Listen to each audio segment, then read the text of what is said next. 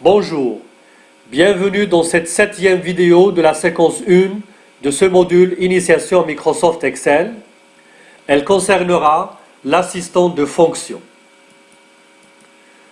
Dans la vidéo précédente, nous avons parlé des références relatives et absolues. Et dans cette vidéo, nous allons voir comment appeler l'assistant de fonction. Un exemple de fonction simple qui est la somme, la boîte de dialogue fonction et les différentes composantes, les arguments d'une fonction qui vont permettre son bon déroulement. Et nous allons terminer par un récapitulatif des vidéos de cette première séquence. Alors maintenant, je voudrais calculer la somme des superficies. Comment est-ce que je vais faire? C'est égal 20 plus 12 plus 34 plus 18 plus 16. Très bien. Donc là, j'ai le total. Il n'y a pas de problème. Mais c'est très lourd. C'est très lourd, surtout que lorsque la colonne est grande. Alors, c'est une fonction, comme les autres. La fonction, il y a plusieurs fonctions sous Excel. C'est des fonctions qui vont utiliser des données selon un format et vous donner un résultat. Soit que vous connaissez la formule et vous connaissez sa syntaxe et il faudra l'écrire, par exemple égal, somme, parenthèse, et je sélectionne le champ qui est concerné. Donc vous remarquez qu'il a reconnu le champ qui s'appelle superficie. S'il n'était pas, il m'aurait donné l'adresse du champ. Par exemple, si je veux l'appliquer là, le champ que je n'ai pas encore nommé, somme. Alors, un champ, il est référencé par l'adresse de sa première cellule et l'adresse de la dernière cellule.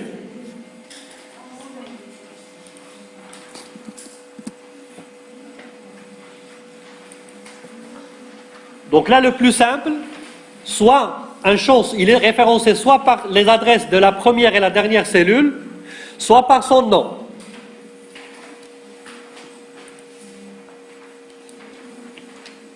Maintenant, admettons qu'on ne connaisse pas le nom de la fonction, on ne sait pas comment utiliser la fonction. Vous allez dans la cellule qui va contenir la fonction et vous cliquez sur ce bouton.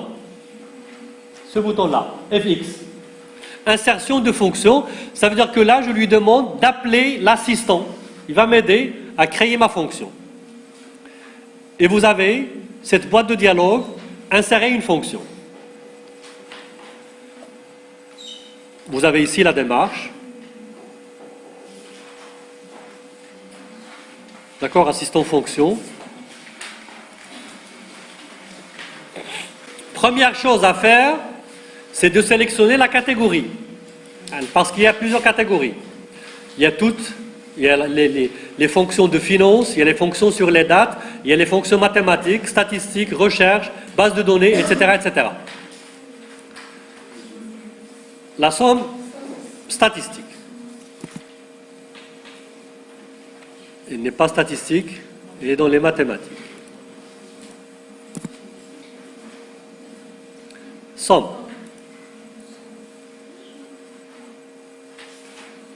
D'accord? Vous retrouvez la fonction qui vous intéresse. Si vous voulez signe, il faut cliquer sur signe. Là, je voudrais la somme. OK. Et elle a besoin de deux choses. Qu'est-ce que vous voulez sommer? En fait, elle est faite pour sommer uniquement deux nombres. Mais là, je voudrais sommer plusieurs cellules. Et automatiquement, il vous propose, puisqu'il a vérifié que les cellules qui sont au-dessus sont des cellules numériques et sommables, il vous donne déjà une proposition d'aller de D5 à D9. Vous avez le choix de la modifier.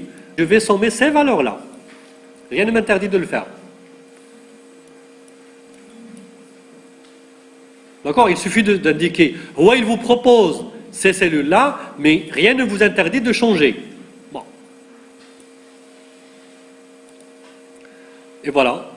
OK. Et vous avez votre fonction qui est... Ça s'écrit exactement de la même manière que je l'avais écrit tout à l'heure. Si vous connaissez la fonction, vous connaissez sa syntaxe, la façon avec laquelle il faut l'écrire, vous pouvez la taper directement. Sinon, vous faites appel à l'assistant. Qu'est-ce qu'il faut retenir de cette séance?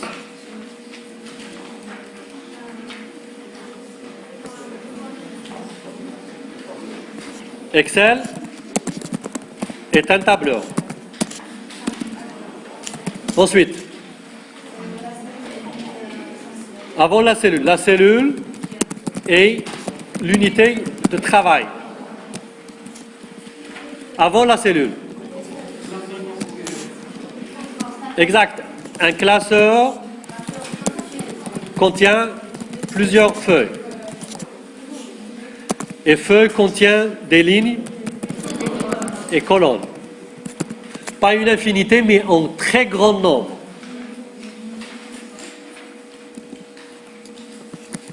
Le contenu d'une cellule est soit un texte,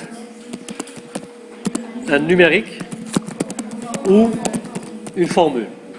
Formule pour faire tout ce qui est calculable.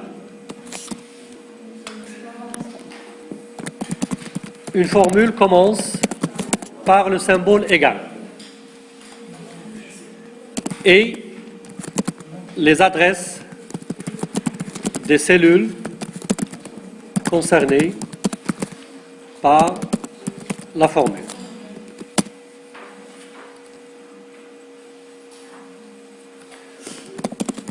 On peut copier une formule sans la retaper vers d'autres cellules.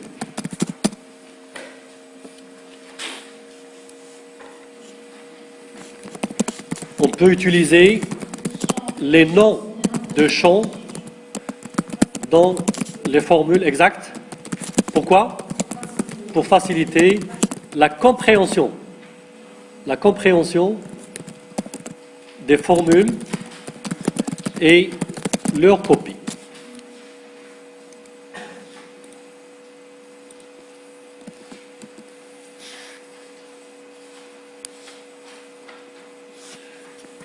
On a vu également la différence en référence relative, utilisée par défaut, et référence absolue à préciser à l'aide du symbole $.